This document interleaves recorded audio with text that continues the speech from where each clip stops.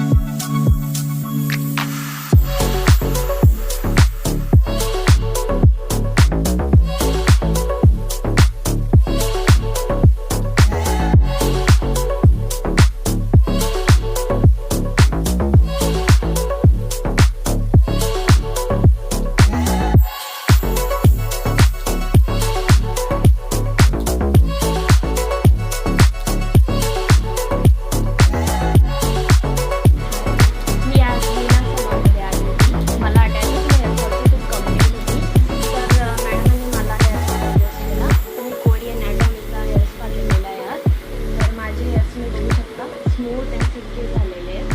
Dandruff नाहीसा झाला आहे, अगदी गायब आहे. तर थँक्यू विना मॅम मला ट्रीटमेंट करून दिल्याबद्दल.